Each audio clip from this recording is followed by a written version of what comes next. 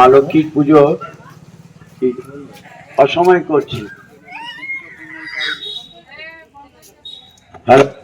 Hello, এই লক্ষ্মী পুজোটা অসময় করছেন। এখন তো দুর্গা পূজার পর লক্ষ্মী পূজা হয়।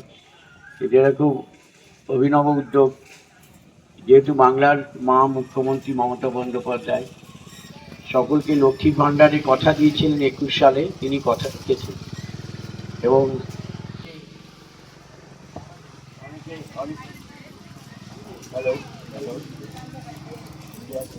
অপবাদ দিয়েছিলেন, নিন্দা করেছিলেন, কুৎসা রটিয়েছিলেন, যেটা ভোটের জন্য করেছে। কিন্তু মোটেই তা নয়। এটা মমতা দিয়ে এমন একজন বাংলার মা, যিনি কথা দেন তিনি কথা রক্ষা করেন।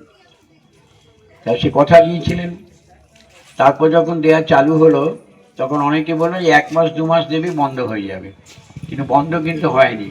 কিন্তু এবছরের বাজেটে উনি ঘোষণা করেছিলেন যে আমি লক্ষ্মীর ভাণ্ডার যারা 500 টাকা পান তারা 1000 টাকা পাবেন, যারা 1000 টাকা পান তারা 1200 টাকা পাবেন। আপনাদের ব্যাংকে টাকা ঢোকা শুরু হয়েছে তো সবার? হ্যাঁ কি না বলেন? আপনারা পাচ্ছেন তো? আচ্ছা, লক্ষ্মীর ভাণ্ডার পান না এমন কি আছে? এবার হাত তুলবেন। এই যে এখান দিয়ে যাচ্ছি আমি, আসছে একটা ছেলে মোটর সাইকেলে দাঁড়িয়ে আছে, সে শুনলো না কি কেউ বললো না, সেগুলো আমি আসছি, সেগুলো মোটর সাইকেলটা দাঁড়িয়ে আছে, সেগুলো একবারও সরলো না, আমি কিচ্ছু বলিনি, পাশ দিয়ে আবার এলাম। এটা একটা সৌজন্যতা। আমি আসছি, আপনাদের মাইক বাজছে দেখতে পাচ্ছি।